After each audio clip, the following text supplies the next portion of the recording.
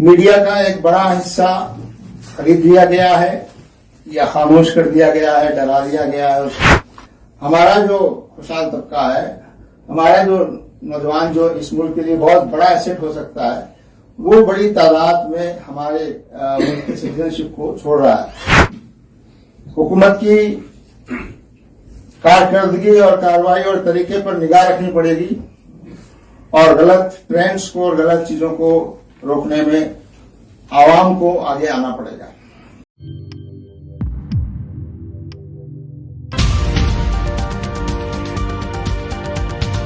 अस्सलामुअलैकुम, आदाब दोस्तों, मैं हूं शम्स सईद और आप देख रहे हैं न्यूज़ हर खबर आप तक। दोस्तों, जो खबर मैं आपके सामने पेश करने वाला हूं वो बहुत बड़ी खबर है और बहुत ही सेंसिटिव मुद्दा है। जमहूरी कदरों, डेमोक्रेटिक वैल्यूज और डेमोक्रेटिक इंस्टीट्यूशंस जो इदारे हैं, जमहूरी इदारे, वो किस तरह कमजोर हो रहे हैं और उसके नतीजे में हमारे मुल्क की जो डेमोक्रेसी है और डेमोक्रेटिक एनवायरनमेंट है वो धीरे धीरे सिकुड़ता जा रहा है, कम होता जा रहा है। खासतौर से हम देख रहे हैं कि पार्लियामेंट में जिस तरह से संजीदा गुफ्तगू और बहस होनी चाहिए बिल्स को पास करने से पहले, अब वो बहस का, डिबेट का माहौल धीरे धीरे बहुत कम होता जा रहा है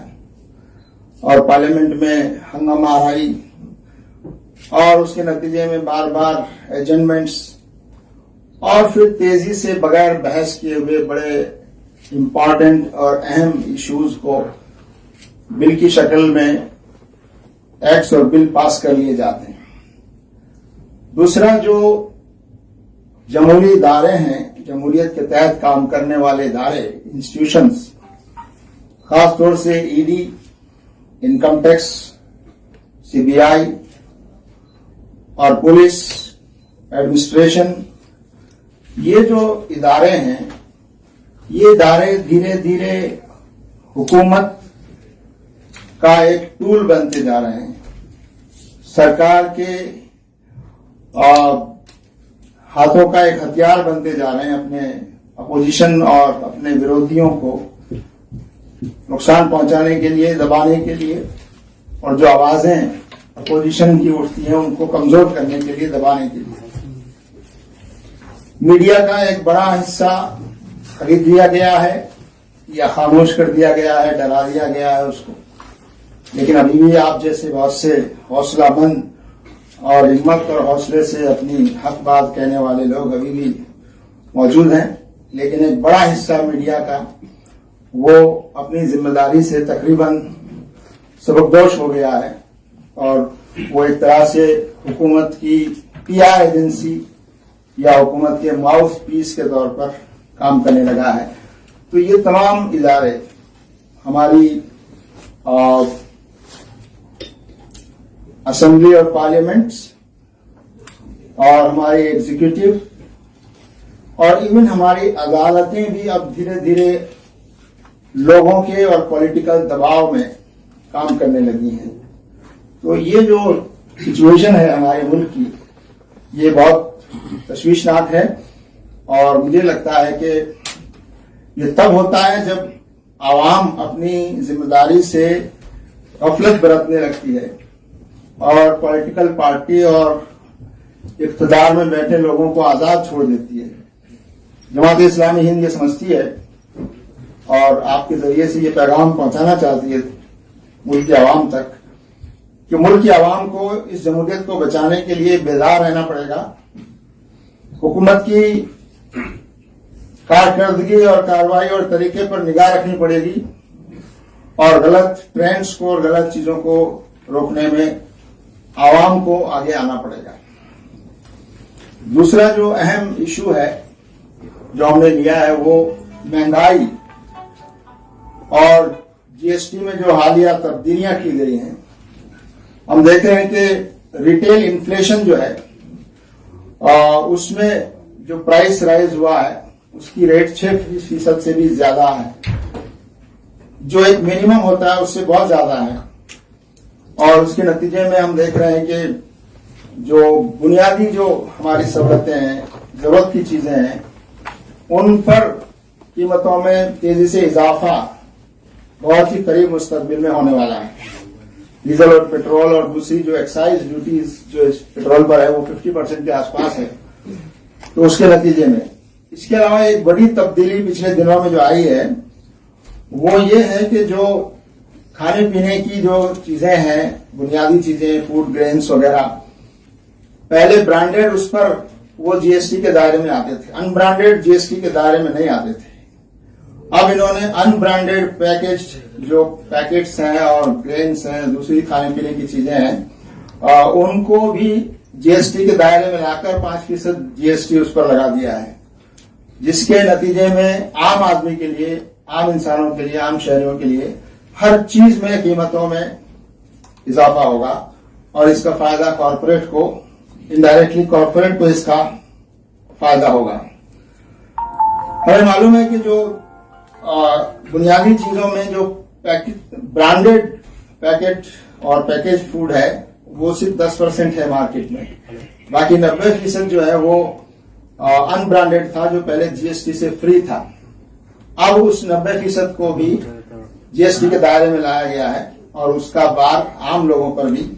पड़ेगा और बहुत ज्यादा उसका असर पड़ेगा, खासतौर से गरीबों और कमजोर तबकात के लोगों पर। तीसरा अहम इशू जो हमने लिया है वो है मनरेगा की जो स्कीम है, जो हम समझते हैं कि हमारे मुल्क की तारीख में रूरल आवाम के लिए, रूरल और गरीबों के लिए एक बड़ा सहारा देने वाली और सब तक एक मिनिमम वेजेस को पहुंचाने वाली एक scheme Mahatma Gandhi national rural employment जो गारंटी एक्ट के तहत मनरेगा जिसको हम कहते हैं, आहिस्ता आहिस्ता मनरेगा के सिलसिले में मरकजी हुकूमत का रवैया बदलता जा रहा है और स्टेट गवर्नमेंट्स को जो फंड्स रिलीज होने चाहिए इसमें, वो फंड्स रिलीज होने में देरी हो रही है और बड़ी तादाद में फंड्स एक्यूमुलेट हो गए हैं, जिसकी वजह से लोगों तक उनकी उजरत और उनका पैसा आवाम तक नीचे नहीं पहुंच पा रहा है। और इसका अंदाजा भी डेटा से मालूम होता है कि 2015 में 1.64 करोड़ लोग जो हैं वो मनरेगा के लिए अप्लाई कर रहे थे और 2022 में ये तादाद बढ़कर 3.07 करोड़ तकरीबन डबल हो गई। इससे अंदाजा हो रहा है कि ये स्कीम कितनी जरूरी है और कितनी जरूरत है इसकी। और जमात इस्लामी हिंद तो इस बात का भी मुतालबा करती आई है कि ये स्कीम सिर्फ रूरल के लिए ना हो, बल्कि इसके पैरेलल अर्बन पुअर के लिए भी ऐसी स्कीम लाई जानी चाहिए, जिससे अर्बन एरियाज में रहने वाले जो गरीब, मजदूर और बहुत ही लो इनकम ग्रुप्स हैं, उन तक भी इस तरह के चीजें पहुंचे और इस जैसी कोई स्कीम अर्बन सेक्टर के लिए भी, अर्बन एरिया के लिए भी लाई जानी चाहिए। तो हुकूमत का ये जो रवैया है, जिससे एक बड़ी तादाद, बड़ी रकम जो है स्टेट्स को नहीं पहुंच पा रही है, उसकी वजह से लोगों में काफी बेचैनी है और लोगों को काफी परेशानियों का सामना है। एक आखिरी इशू जो हमने इसमें शामिल किया है वो यकीनन आपके लिए भी बहुत ज्यादा जज्बाती इशू भी है कि हमारे मुल्क से बहुत तालीम याफ्ता, हाईली प्रोफेशनल लोग और अच्छे मालदार और खुशहाल लोग, खासतौर से नौजवान, बड़ी तादाद में हमारा मुल्क छोड़कर, मुल्क की शहरियत छोड़कर दूसरे मुल्कों की सिटीजनशिप अख्तियार कर रहे हैं। ये पहले भी होता था, लेकिन 2014 से ये सिलसिला बहुत तेजी से बढ़ा है। पहले लोग जाते थे, काम करते थे और कुछ वक्त के बाद यहाँ आकर सेटल होते थे। यकीनन वेंटेन पहले भी होता था, लेकिन 2014 के बाद जो फिनोमिनल जो राइज हुआ है, और डेटा बताता है कि 2014 के बाद 9 लाख से ज्यादा, तकरीबन 1 मिलियन लोगों ने इंडिया की सिटीजनशिप को सरेंडर किया है और दूसरे मुल्कों की सिटीजनशिप को उन्होंने उन्होंने अख्तियार किया है। और पिछले 5 सालों का डाटा जो आया है उसमें 6 लाख से ज्यादा इंडियंस ने अपनी इंडियन सिटीजनशिप को सेवन किया और दूसरे मुल्कों की शहरियत अख्तियार कर रहे हैं, जिसमें अमेरिका सबसे आगे है 40%, और उसके अलावा कनाडा है, स्विट्जरलैंड है, दूसरे और ममालिक हैं, ऑस्ट्रेलिया है, यूके, इंग्लैंड है। तो बहरहाल ये हमारे लिए बहुत तशवीश की बात है कि हम अपने मुल्क में बाहर के टैलेंट्स को अट्रैक्ट नहीं कर पा रहे हैं, बल्कि हमारा जो टैलेंट है, हमारा जो खुशहाल तबका है, हमारा जो नौजवान जो इस मुल्क के लिए बहुत बड़ा एसेट हो सकता है, वो बड़ी तादाद में हमारे मुल्क की सिटीजनशिप को छोड़ रहा है। और उसके पीछे जो फैक्टर्स हैं वो यहाँ की जो सियासी सूरत हाल है उसको भी बड़ा दखल है उसमें,